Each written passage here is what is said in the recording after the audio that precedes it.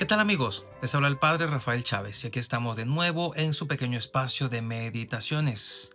Hoy es sábado 27 de diciembre, estamos en tiempo de Navidad y hoy celebramos la fiesta de San Juan Apóstol y Evangelista. En el nombre del Padre y del Hijo y del Espíritu Santo. Amén.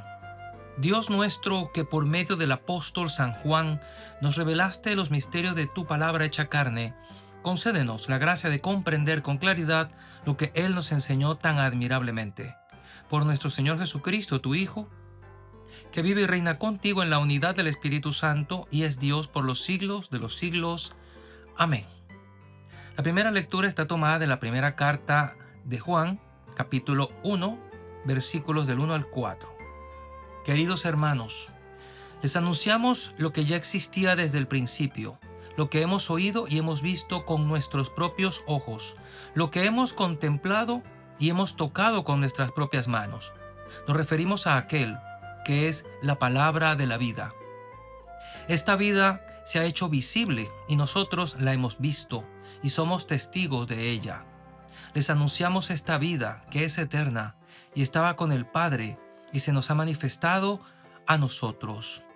Les anunciamos pues lo que hemos visto y oído, para que ustedes estén unidos con nosotros y juntos estemos unidos con el Padre y su Hijo Jesucristo. Les escribimos esto para que se alegren y su alegría sea completa. Palabra de Dios, te alabamos, Señor. Salmo 96. Alegraos justos con el Señor.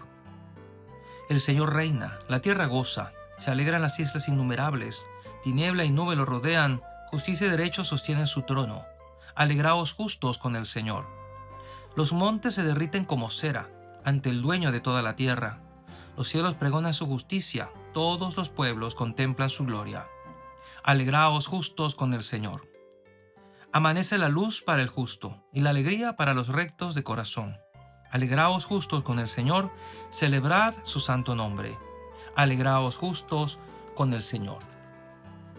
Y el Evangelio de hoy está tomado de Juan, capítulo 20, versículos del 2 al 8.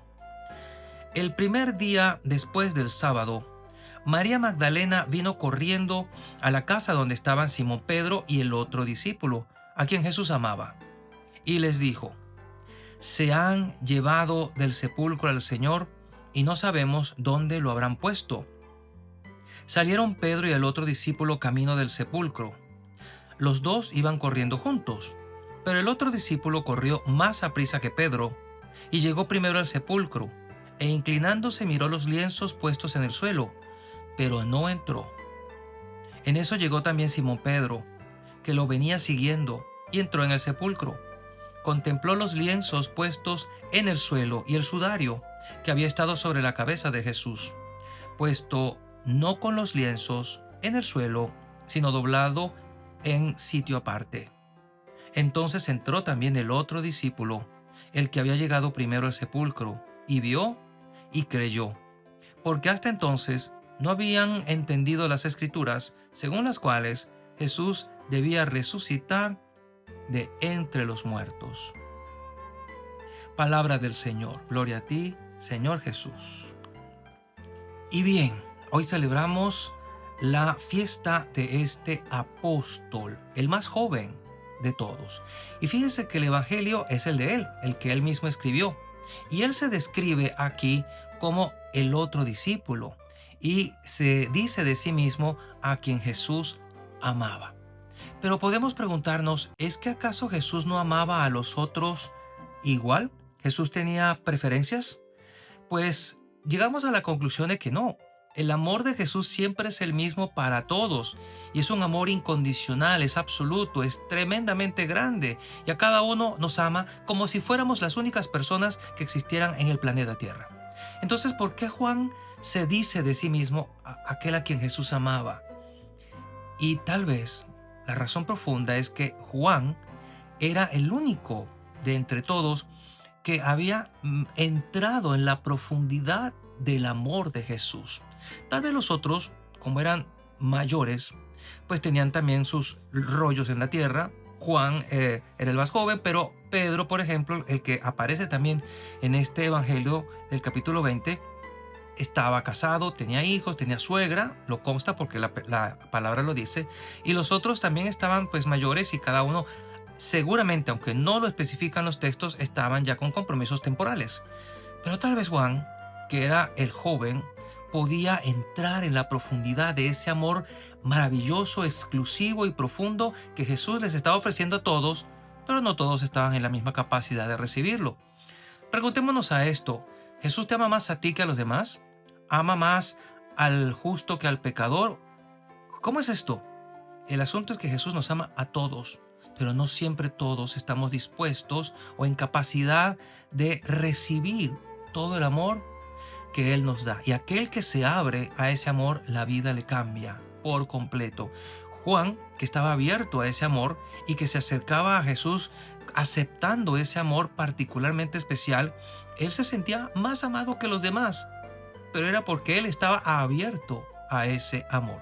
En este texto, nosotros podemos encontrar, digamos, tres virtudes, tres características de Juan, el discípulo amado, el otro discípulo, como dice él de sí mismo.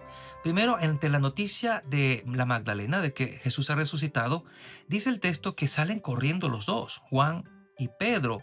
Juan era más joven, corría más rápido, pero hay que ver que allí nos está dejando ver él mismo en su evangelio que él tenía prisa por encontrar al Señor, que su amor era suficiente para dejar a un lado cualquier cosa que se interpusiera entre él y Jesús y salir corriendo. Es la premura, es la urgencia del amor de Dios, del amor de Cristo, es lo que él siente y por eso va corriendo con una velocidad asombrosa. Nos muestra entonces la primera virtud, el tremendo amor que él sentía por el Señor y la receptividad que él tenía de este amor. En segundo lugar, fíjense que dice el texto que él llegó primero, pero no entró. Esperó a Pedro. Y eso nos delata la segunda virtud de Juan, que es el respeto, la consideración por los mayores, por la autoridad, cosa que hoy no se tiene muy en cuenta. Él sabía que ante una noticia así, una realidad tan grande, el líder que quedó, Pedro, y que lo había traicionado, lo había negado, Pedro tenía que entrar primero. Él era el líder, el cabeza, el primer papa. Entonces, él sabía que no tenía que robarle ese momento a Pedro, aunque llegó primero, esperó que Pedro entrara y eso dice mucho de él. ¿Eres tú, como Juan, respetuoso de los demás? ¿Valoras a los demás? ¿Respetas a la autoridad? Y el tercer elemento que nos llama la atención es que dice el texto que luego entró él, vio y creyó. O sea, él no necesitaba evidencias físicas para creer que Jesús estaba vivo. Él no lo vio resucitado en ese momento, pero creyó. Quiere decir que el amor de Jesús despertó la fe, el don sobrenatural de la fe que fue infusa en él, despertó la virtud de la fe que fue capaz de llevarle al reconocimiento de la resurrección de Jesús antes de haberlo visto y que no necesitaba ni siquiera haberlo visto para saber que él ya estaba resucitado de entre los muertos. Entonces, ante estas virtudes de Juan, estas cualidades de él y que él se sentía el discípulo amado y que nos representa a todos, sintámonos igual, discípulos amados. Él es el prototipo del discípulo, el modelo de todo discípulo. Y tal vez no seamos tan jóvenes como Juan, pero sí debemos tener la capacidad de abrir el corazón al amor que Dios, Jesucristo, nos está dando para poder vivir lo que Juan vivió, la urgencia de Cristo, el respeto por los demás, el amor, la caridad, el respeto por los adultos incluso, y esa fe inquebrantable de saber que Él, que es la vida, está vivo y ha vencido la muerte para traernos a nosotros esa vida sobrenatural que no terminará jamás. Y la bendición de Dios Todopoderoso, Padre, Hijo y Espíritu Santo, descienda sobre cada uno de ustedes y les acompañe siempre. Y seguiremos en contacto, si Dios lo permite, a través de este canal. Chao, chao.